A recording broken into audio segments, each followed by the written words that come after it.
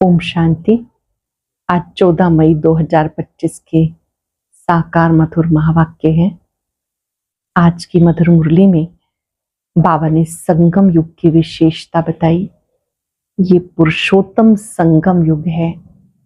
पुरुषार्थ आप यहाँ करते हो, प्रारब्ध भविष्य में पाते हो।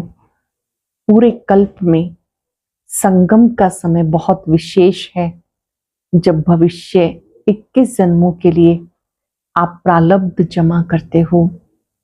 ये पढ़ाई इस समय पढ़कर सत्युगी दुनिया में आप ऊंच पद पाते हो। इसलिए बाबा कहते बच्चे अच्छी रीति पढ़ लो। ये समय जन्म जन्मांतर कल्प कल्पांतर के लिए सच्ची कमाई जमा करने का है। बाबा आए हैं पुरुषार्थ कराने के लिए। महाविनाश सामने खड़ा है। अपना चार्ट चेक करो। आज मैंने कितनी देर बाबा को याद किया। कोई पाप का काम तो नहीं किया। माया चलते चलते विकर्म करा देती है। बाबा ने कहा कि जो विचार पहले नहीं आए थे अब आएंगे।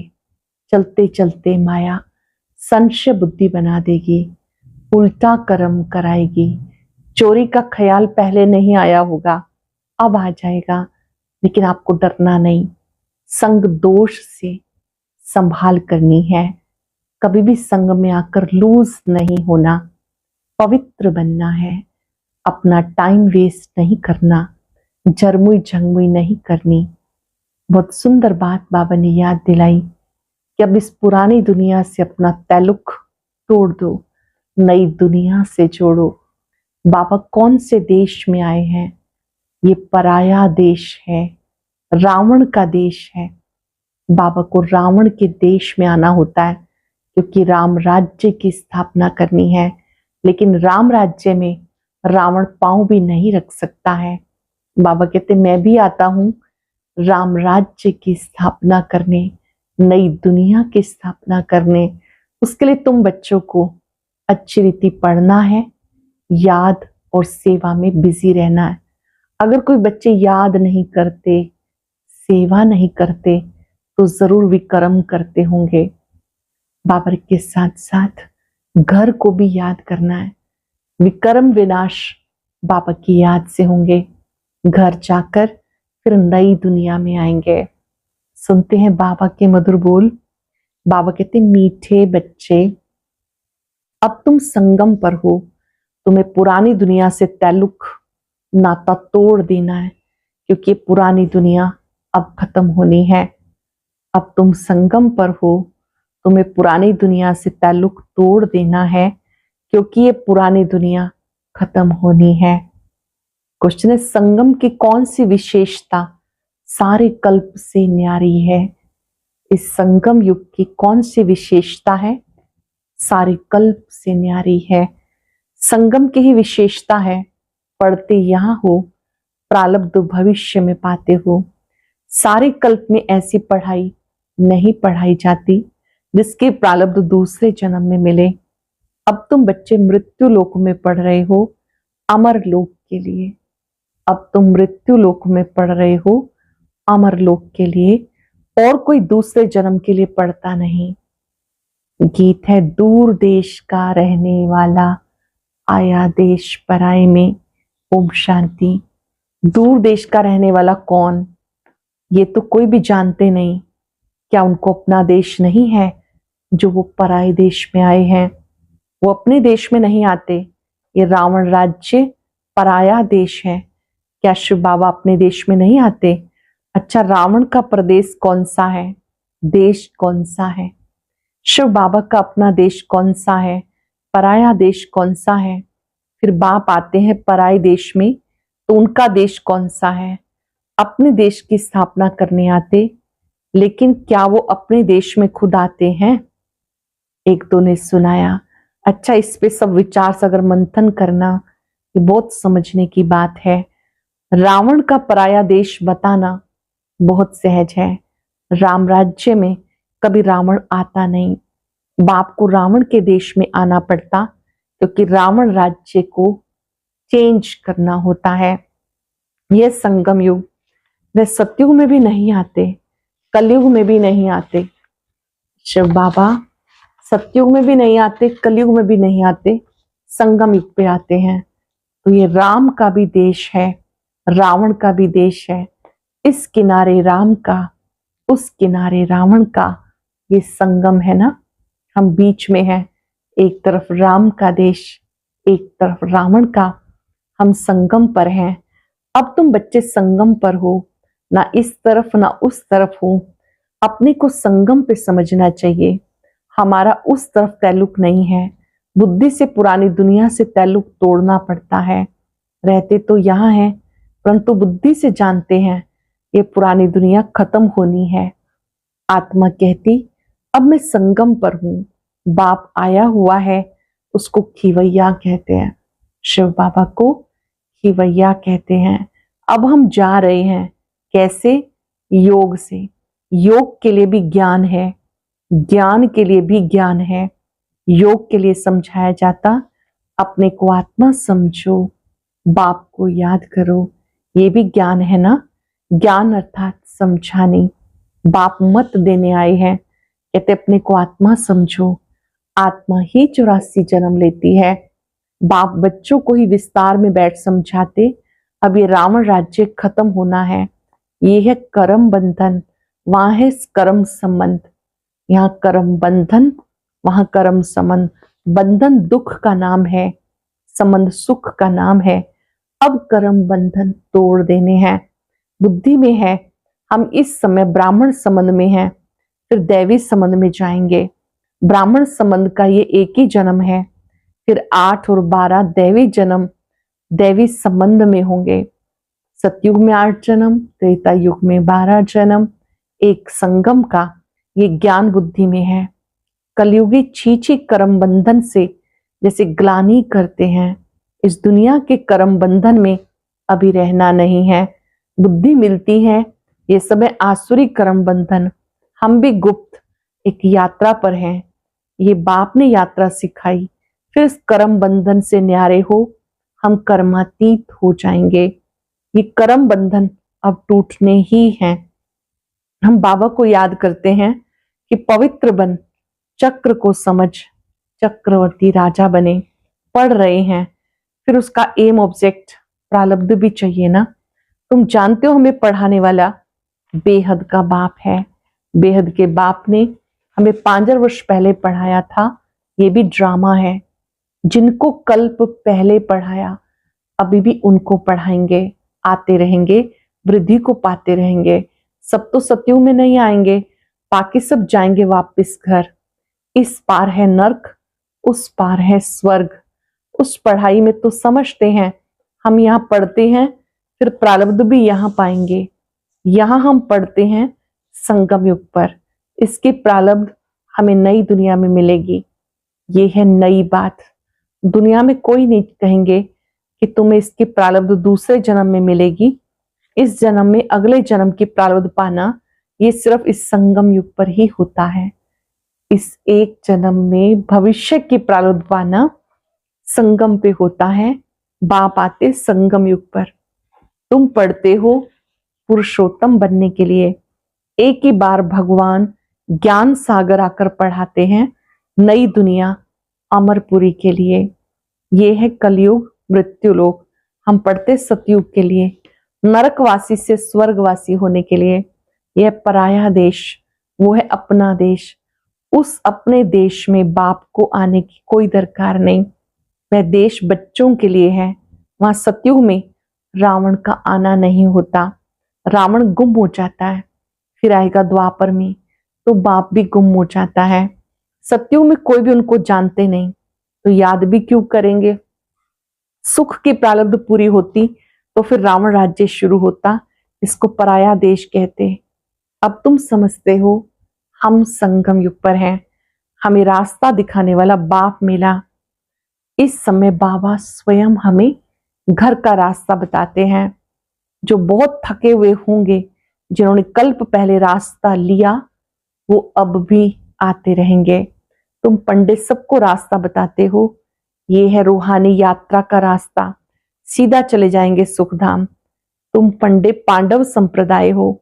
पांडव राज्य नहीं कहेंगे, राज्य न पांडवों को न कौरवों को है, दोनों को ताज नहीं है। भक्ति मार्ग में दोनों को ताज दे दिया, अगर दे भी तो कौरवों को लाइट का ताज नहीं देंगे, पांडवों को भी लाइट नहीं दे सकते, क्योंकि पुरुषार्थी हैं, चलते चलते गिर पड़ते हैं, तब किसको देने। इसलिए ये सब निशानी विष्णु को दी है, क्योंकि वो पवित्र है। सतयुग में सब पवित्र संपूर्ण निर्विकारी होते हैं। पवित्रता ही लाइट का ताज है, पवित्रता की लाइट का ताज है। इस समय कोई पवित्र नहीं। सन्यासी लोग कहलाते हैं हम पवित्र हैं, लेकिन दुनिया तो पवित्र नहीं है ना। जन्म फिर भी विकारी दुनिया में लेते। यह रावण की पतितपुरी, पावन राज्य सतयुग, नई दुनिया को कहा जाता। अब तुम बच्चों को बाप बागवान कांटों से फूल बनाते हैं।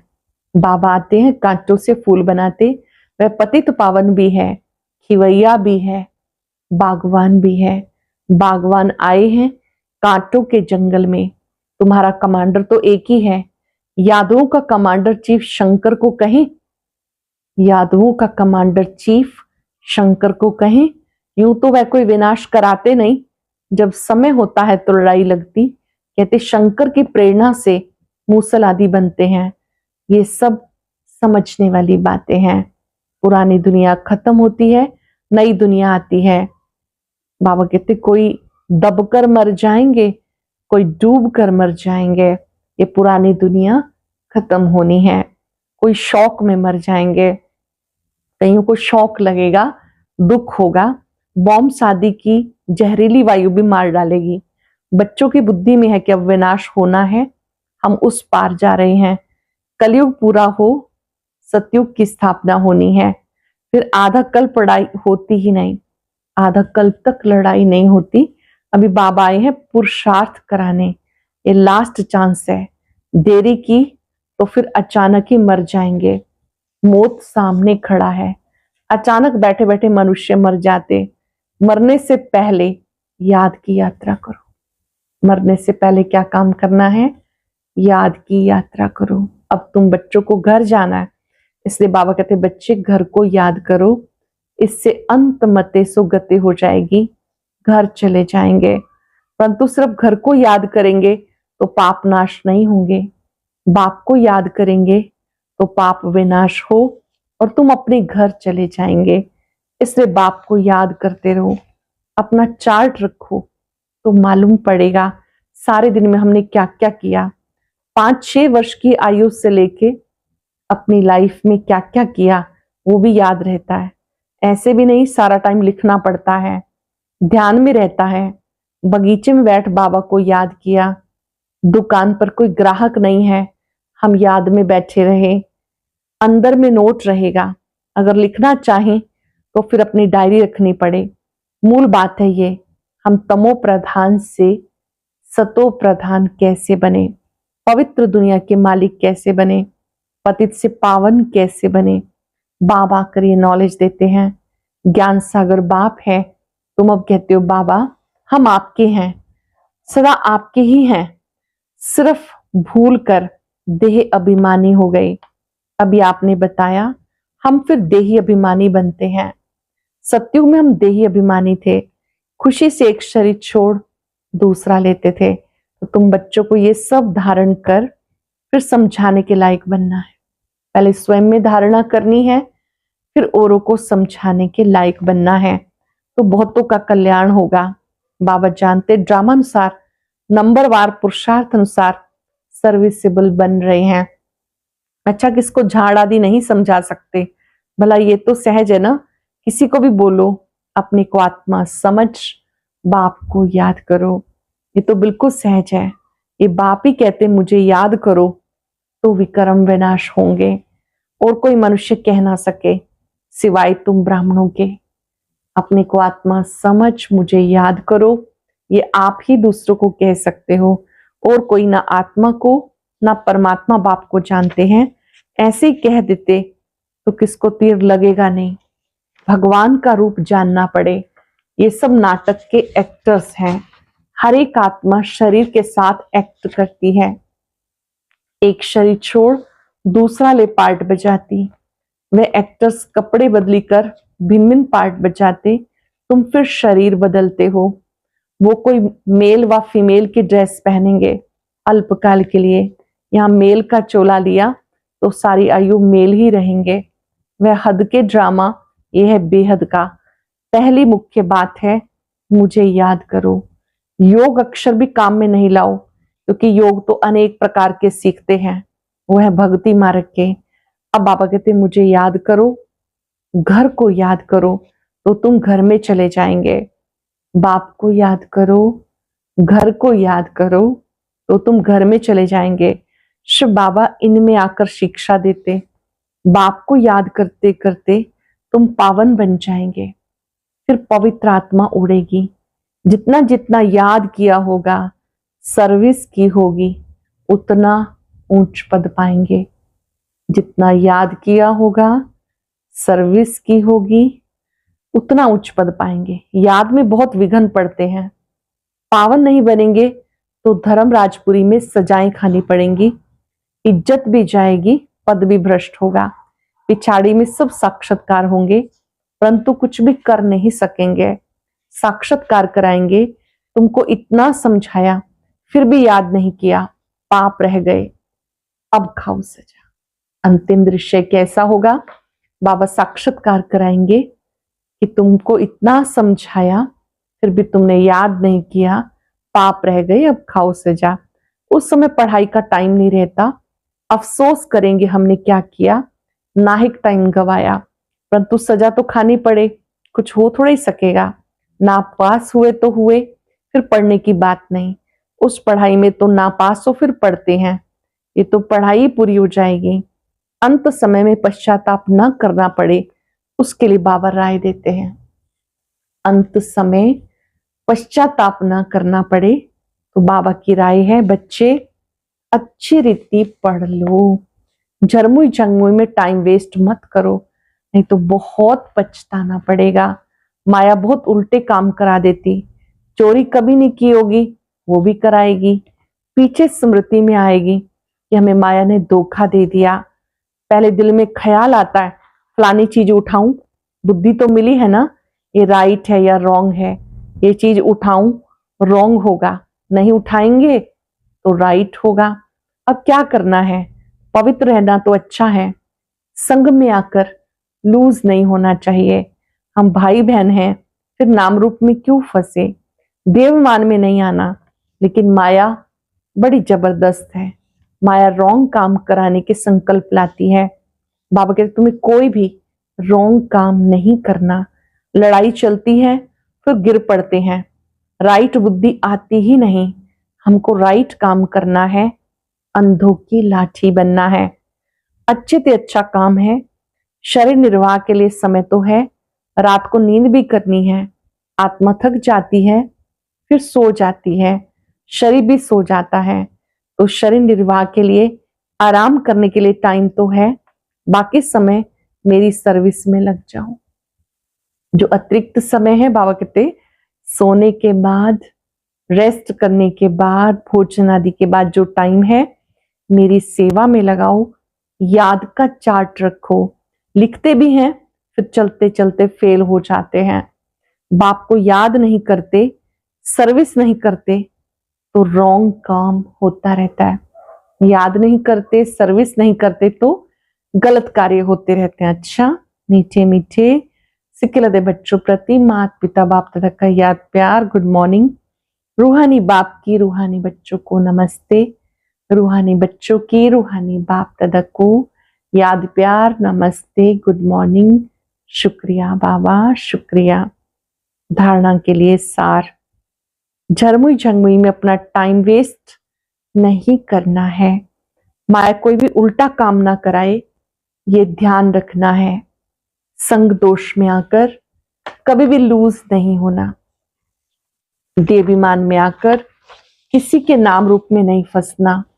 घर के याद के साथ साथ बाप को भी याद करना है, याद के चार्ट की डायरी बनानी है, नोट करना है सारे दिन में क्या क्या किया, कितना समय बाप की याद में रहे। सारे दिन में क्या क्या किया, कितना समय बाप की याद में रहे। वरदान है नम्रता रूपी कवच द्वारा व्यर्थ के रावण को जलाने वाले सच्चे स्नेही सहयोगी भव। नम्रता रूपी कवच द्वारा व्यर्थ के रावण को जलाने वाले सच्चे स्नेही सहयोगी भव। कोई कितना आपके संगठन में कमी ढूंढने की कोशिश करे, लेकिन जरा भी संस्कार स्वभाव का टक्कर दिखाई ना दे, अगर कोई गाली भी दे, इंसल्ट भी करे, आप सेंट बन जाओ, महात्मा बन जाओ। अगर कोई रॉन्ग भी करता है, आप स्वयं राइट रहो। कोई टक्कर लेता है, आप उसे स्नेह का पानी दो। ये क्यों, ऐसा क्यों, ये संकल्प करके आग पर तेल नहीं डालो। जब क्या, क्यों, कैसे करते हैं, तो जैसे कि अग्नि में तेल डाला तो ज्वाला और तेज हो जाएगी। क्यों, क्या, ये संकल्प करके आग पे तेल नहीं डालो। नम्रता का कवच पहनकर रखो। जहां नम्रता होगी वहां स्नेह और सहयोग अवश्य होगा। जहां नम्रता होगी वहां स्नेह सहयोग अवश्य होगा। कोई कितना आपके संगठन में कमी ढूंढने की कोशिश करे, जरा भी संस्कार स्वभाव का टक्कर दिखाई ना दे, अगर कोई गाली भी दे, इंसल्ट करे, आप सेंट बन जाओ। अगर कोई रॉन्ग भी करता है, आप राइट रहो। कोई टक्कर लेता है तो भी आप उन्हें स्नेह का पानी दो। ये क्यों, ऐसा क्यों, ये संकल्प करके आग पर तेल नहीं डालो। नम्रता का कवच पहनकर रखो। जहां नम्रता होगी वहां स्नेह सहयोग अवश्य होगा। स्लोगन है मेरेपन की अनेक हद की भावनाएं एक मेरे बाबा में समा दो। मेरेपन की अनेक हद की भावनाएं एक मेरे बाबा में समा दो। अव्यक्त इशारा, रूहानी रॉयल्टी और प्योरिटी की पर्सनालिटी धारण करो। रूहानी रॉयल्टी का फाउंडेशन संपूर्ण पवित्रता है। तो अपने से पूछो, रूहानी रॉयल्टी की झलक और फलक आपके रूप व चरित्र से हर एक को अनुभव होती है। अपने से पूछो, आपके रूप व चरित्र से हर एक को रूहानी रॉयल्टी, प्योरिटी की पर्सनालिटी अनुभव होती है। नॉलेज के दर्पण में अपने को देखो, मेरे चेहरे पर चलन में वह रूहानी रॉयल्टी दिखाई देती है या साधारण चलन और चेहरा दिखाई देता है। आज हम सब चलते फिरते याद करेंगे, मैं सच्चा स्नेही और सहयोगी बच्चा हूं। मैं बाबा का स्नेही सहयोगी बच्चा हूं। कुछ पल के लिए नम्रता का कवच धारण करें। ये नम्रता का कवच माया से बचा कर रखता है। प्रश्नों से पार ले जाता है। बाबा के स्नेही सहयोगी बच्चे सर्व को निस्वार्थ भाव से स्नेह देते हैं, सहयोग देते हैं।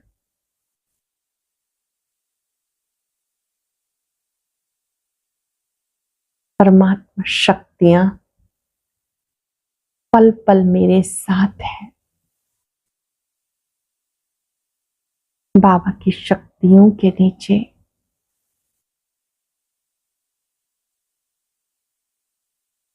मैं आत्मा सदा शक्तिशाली हूं। शुभ संकल्प करें। इस संगम युग पर मेरे सभी संबंध सर्वशक्तिवान से हैं।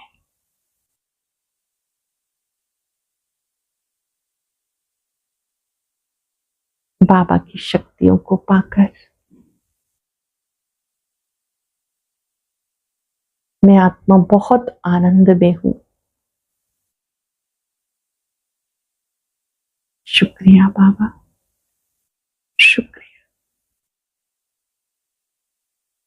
ओम शांति।